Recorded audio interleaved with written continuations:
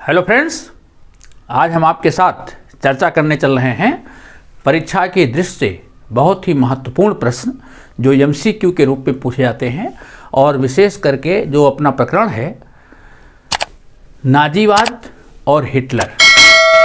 नाजीवाद के अध्याय पर कौन से छोटे प्रश्न पूछे जा सकते हैं जो आपकी क्लास की एग्जाम है या और भी जो प्रतियोगी परीक्षा हैं उन पर। आइए चलते देखते हैं। नाजीवाद या नात्सीवाद ये शब्द कैसे बना।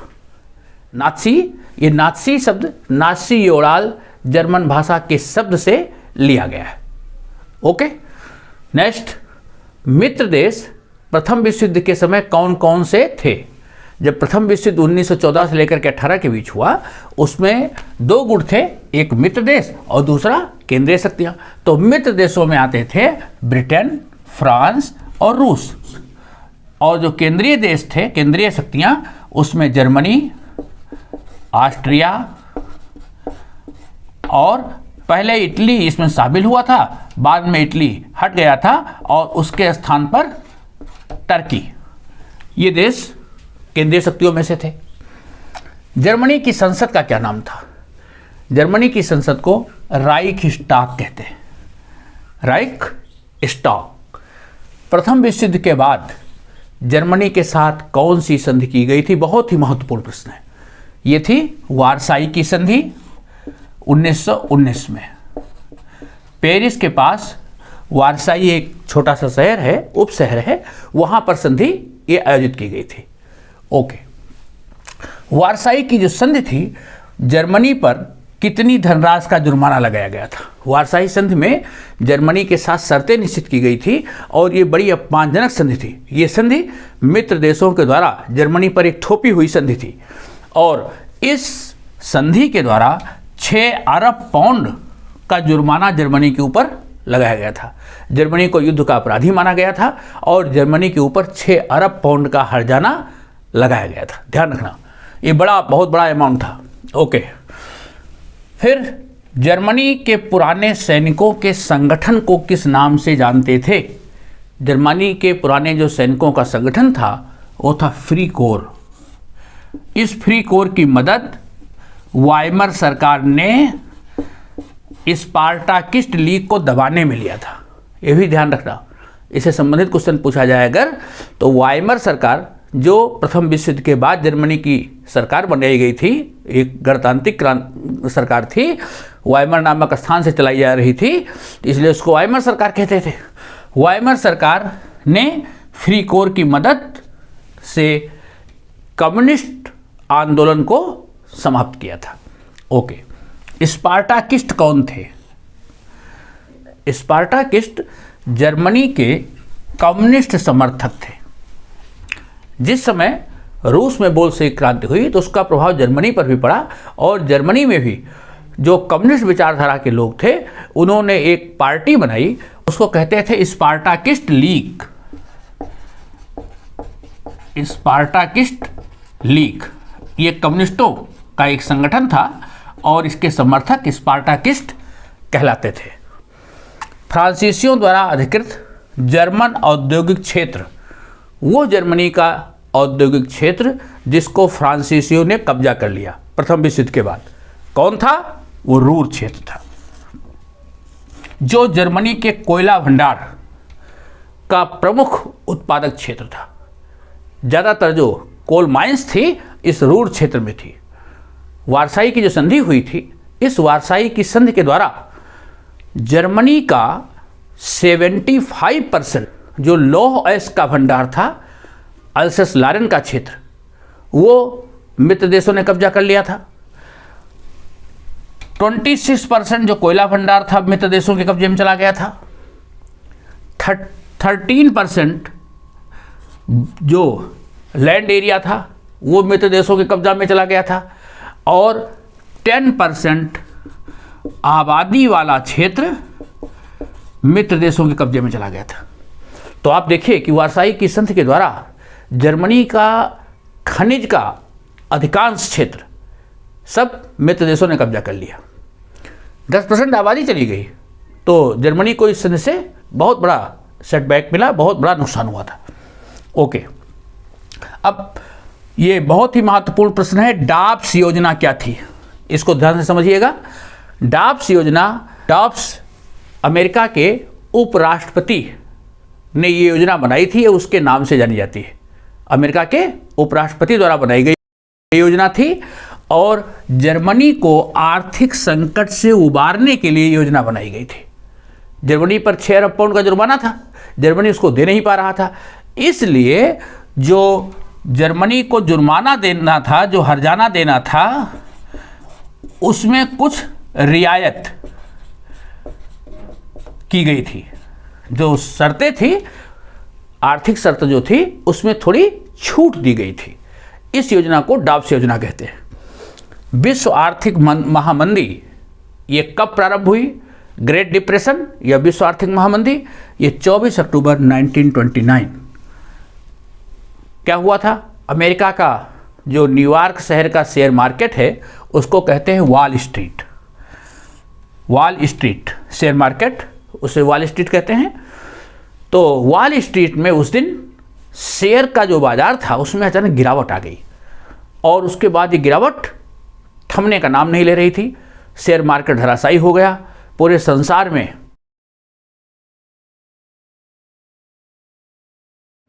शेयर के बाजार एकदम धराशायी हो गए और मार्केट में शेयर को सब लोग बेचना चाहते थे, खरीदार नहीं थे।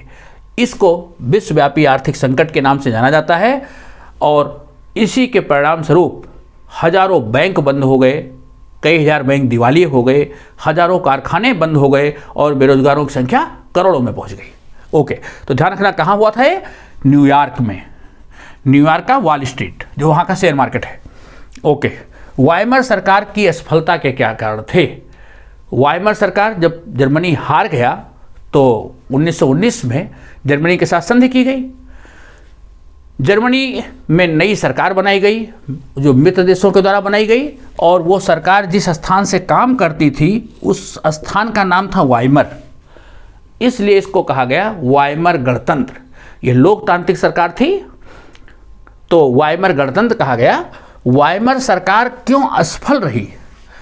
इस सरकार ने जर्मनी का शासन 1919 से लेकर के 1933 1933 तक चलाया। ये सरकार क्यों असफल हो गई अगर पूछा जाए तो इसके 2 बड़े कारण हैं।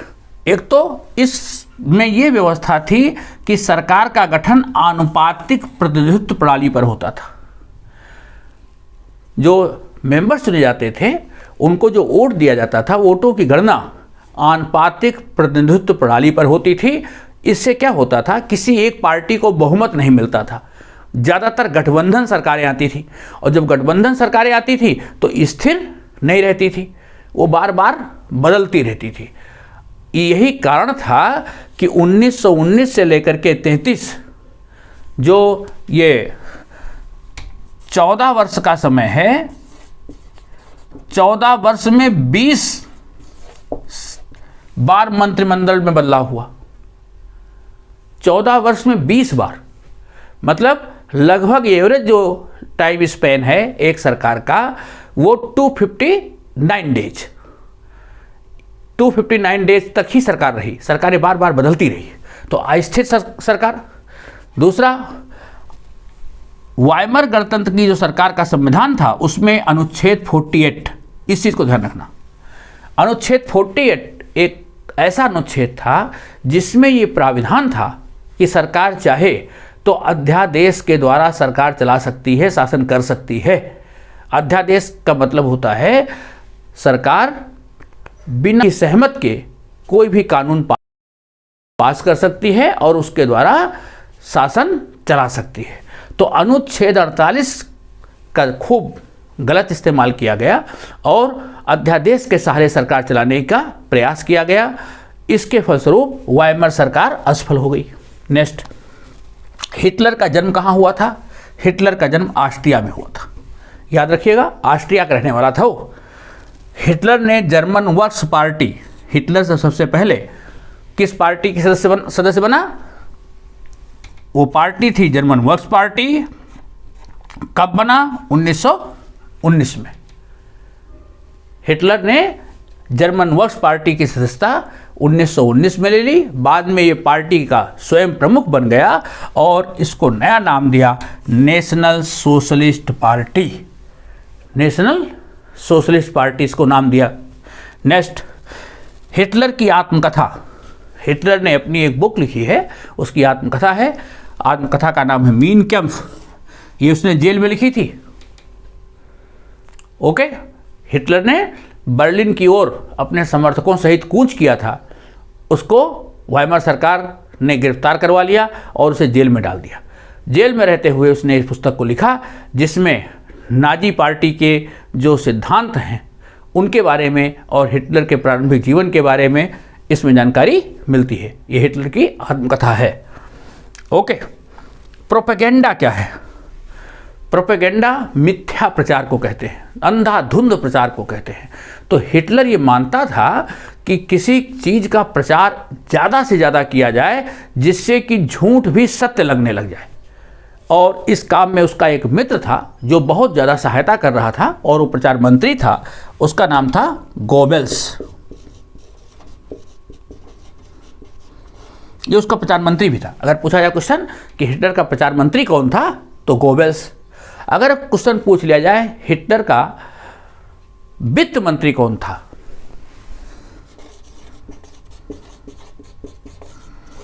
वित्त मंत्री हेल्मर शाख्त। हेल्मर शाख्त ये हिटलर का वित्त मंत्री था और इसने बड़ी महत्वाकांक्षी दो योजनाएं चलाई थी। एक वोक्सवैगन कार की योजना और दूसरा जर्मन सुपर हाईवे, जिससे कि जर्मनी का बहुत तेजी से विकास हुआ। कौन कौन थी? जर्मन सुपर हाईवे और वोक्सवैगन कार योजना।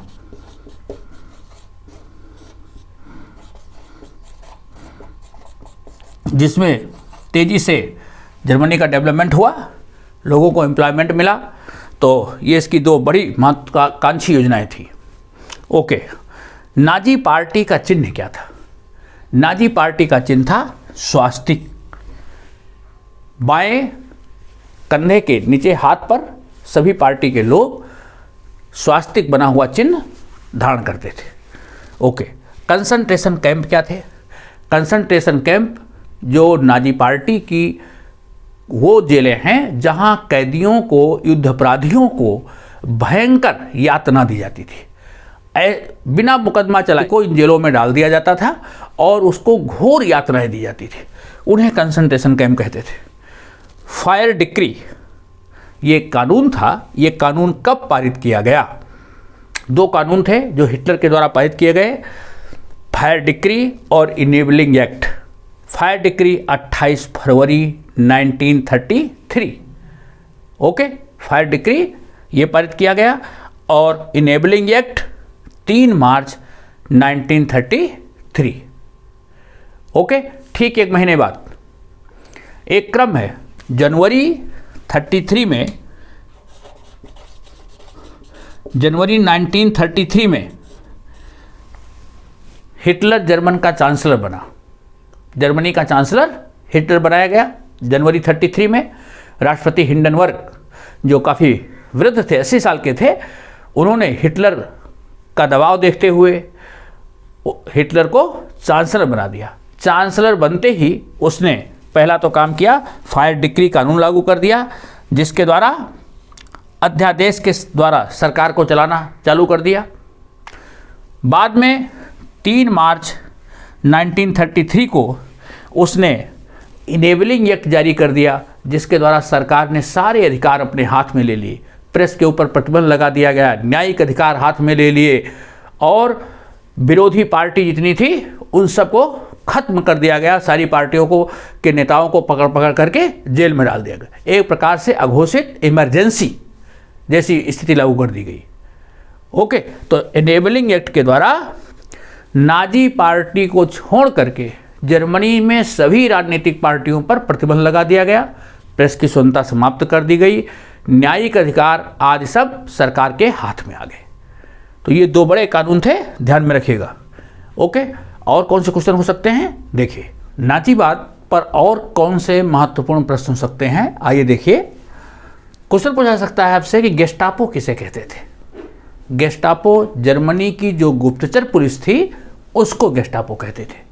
Okay, next, Germany league of nation से ये एक संगठन था जो प्रथम विश्व युद्ध के बाद बनाया गया था, जिसको राष्ट्र संघ कहते थे।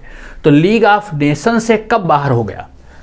हिटलर जब चांसलर बना तो उसने 1933 में जो लीग ऑफ नेशंस की सदस्यता थी, इससे जर्मनी को हटा लिया।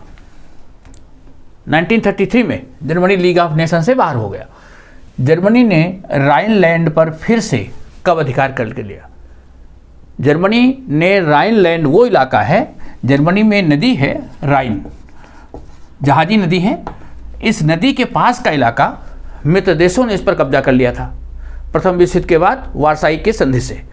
लेकिन जब हिटलर जर्मनी का चांसलर बना और जब उसने पूरी शक्ति जर्मनी की प्राप्त कर ली, तो सबसे पहले उसने क्या काम किया? 1936 में राइनलैंड के इलाके को जीत लिया। तो 1936 में हिटलर ने राइनलैंड को फिर से जीत लिया, जो पहले जर्मनी का इलाका था। इसी तरह जर्मनी ने चेकोस्लोवाकिया के किस हिस्से पर अधिकार किया था? ये भी वो हिस्सा है जो पहले जर्मनी का था, लेकिन इस पर चेकोस्लोवाकिया ने कब अधिकार कर लिया था? प्रथम विश्व युद्ध के बाद। जब हिटलर सत्ता में आया, जर्मनी द्वारा चेकोस्लोवाकिया के किस हिस्से पर फिर से अधिकार किया गया? जर्मनी द्वारा चेकोस्लोवाकिया के किस हिस्से पर फिर से अधिकार किया गया? ये वो इलाका है जो जर्मनी का ही था। इस इलाके का नाम है सुदेतनलैंड। सुदेतनलैंड पर जर्मनी ने फिर से अधिकार किया। कब किया? इन 1938। ओके, लाल सेना किस देश से संबंधित थी? लाल सेना किस देश की सेना है? सोवियत संघ की सेना को लाल सेना कहते हैं। ओके, जर्मनी ने सोवियत संघ पर कब आक्रमण किया? जर्मनी ने जब सेकंड वर्ल्ड वॉर चालू हुआ तो पहले सोवियत संघ के साथ मैत्री संधि कर रखी थी, लेकिन जर्मनी ने एक भूल की और उसने जून 1941 में सोवियत संघ पर आक्रमण कर दिया, जो उसकी एक बड़ी भूल साबित हुई। ओके, तो याद रखिए जून 1941। नेक्स्ट, जर्मनी सेना की पहली पराजय कब हुई? जर्मनी लगातार जीतता जा रहा था, लेकिन जब इसने सोवियत संघ पर आक्रमण किया तो सोवियत सेनाओं ने, जो लाल सेना थी, उसने जर्मनी के सैनिकों को बड़ी तगड़ी पराजय दी, और वो पराजय थी स्टालिनग्राद का युद्ध। ओके, अतिजीवत्ता का सिद्धांत, सर्वाइवल ऑफ द फिटेस्ट, ये थ्योरी किसकी है? ये थ्योरी है हर्बर्ट स्पेंसर की। इसको ध्यान में रखना। कुछ बच्चे चार्ल्स डार्विन में कंफ्यूज होते हैं। ये हर्बर्ट स्पेंसर की थ्योरी है, survival of the fittest. Charles Darwin का क्या सिद्धांत है? Theory of evolution. प्राणी, पौधे, इनका विकास कैसे होता है? प्राकृतिक चयन की अवधारणा से। ठीक है, जो धरती पर जीवन की उत्पत्ति का सिद्धांत है वो चार्ल्स डार्विन का है। और सर्वाइवल ऑफ द फिटेस्ट मतलब जो शक्तिशाली है वो जीवित बचेगा। शक्तिशाली का मतलब ये नहीं जो बहुत ताकतवर है उसको जीने का अधिकार है, दूसरों को मार दो, ऐसा नहीं। जो बदलती हुई प्रकृति के साथ अपना अनुकूलन कर लेते हैं वही जीवित रहते हैं। ये हर्बर्ट स्पेंसर का सिद्धांत था।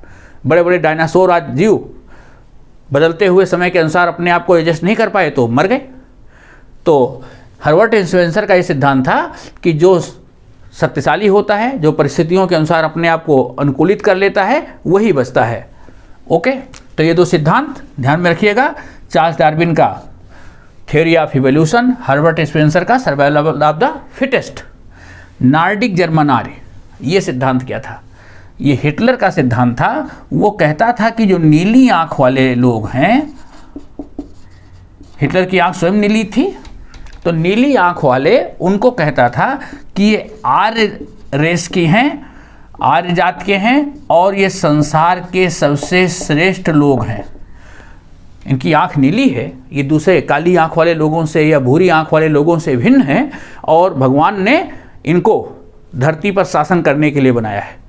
तो नॉर्डिक आर्य रेस या ब्लॉन्ड आई, ये सिद्धांत हिटलर का था।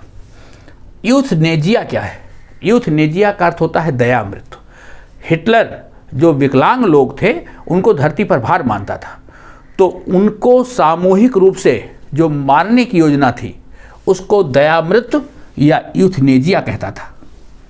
और इसी तरह जो यहूदी थे, यहूदियों का तो घोर विरोधी था, हजारों की संख्या में यहूदियों को मौत के घाट उतारते थे और ऐसी सामूहिक जो मौत होती थी यहूदियों को दी जाती थी, उसके लिए उसने एक शब्द बनाया था, विशेष व्यवहार या अंतिम समाधान। अंतिम समाधान या विशेष व्यवहार, ये यहूदियों के संदर्भ में इस शब्द का प्रयोग किया गया। ओके, घेटो किसे कहते थे? हिटलर चूंकि यहूदियों से बहुत नफरत करता था, इसलिए यहूदियों को शहर के आखिरी हिस्से में दड़बे नुमा जो उनकी छोटे छोटे घरों की जो बस्ती थी उनको आम लोगों से सेपरेट कर दिया गया था। उनकी बस्ती को शहर के कोने में कर दिया गया था।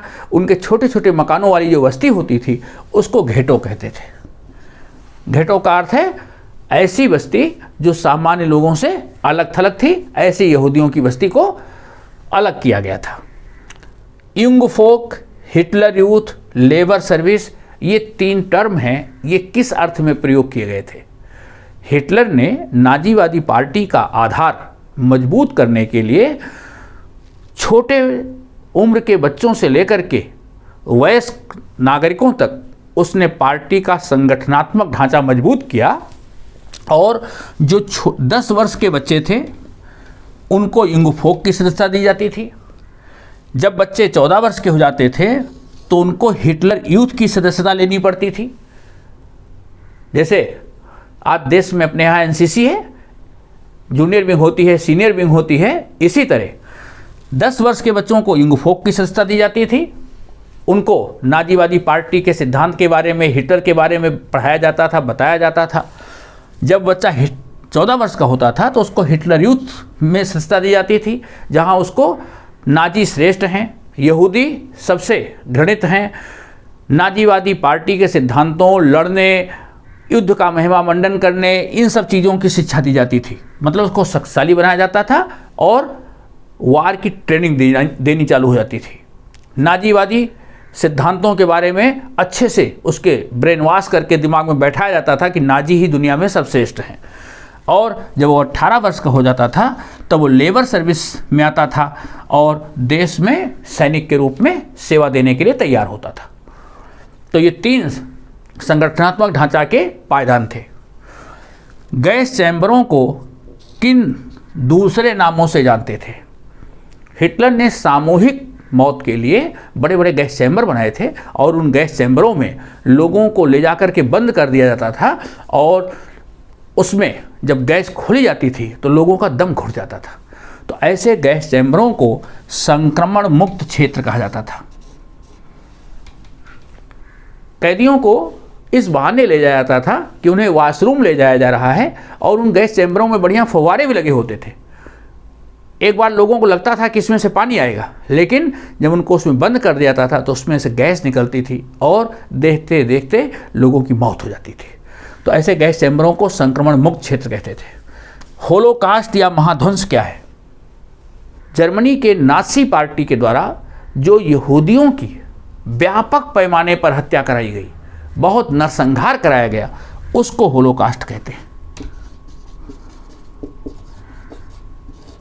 जो धर्म के आधार पर जो सामूहिक नरसंहार का कार्यक्रम किया गया, बड़े पैमाने पर महाध्वंस किया गया, उसको होलोकास्ट की संज्ञा दी गई कि वो कोई सामान्य मौतें नहीं थी। लाखों लोगों को मौत के घाट उतार दिया गया धर्म के नाम पर, नीली आंख या काली आंख के नाम पर। इस तरह से जो ऐसी घटनाएं नाजीवादी पार्टी के द्वारा की गई, इसके लिए शब्द प्रयोग किया गया।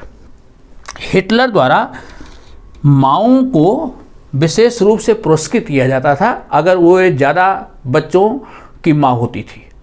तो महिलाओं को ज़्यादा बच्चे पैदा करने के लिए हिटलर प्रोत्साहित करता था। और वो प्रोत्साहित किस तरह से करता था?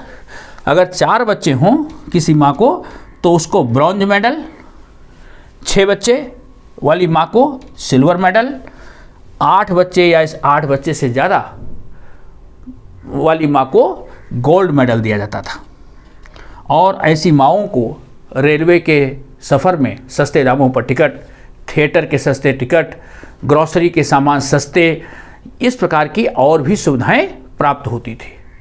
ओके, ये सब इसलिए जिससे ज़्यादा बच्चे पैदा होंगे तो सेना के लिए सैनिक आसानी से उपलब्ध होंगे। नेक्स्ट, जर्मनी की पराजय कब हुई? जर्मनी की पराजय मई 1945 में जर्मनी की पराजय हो गई।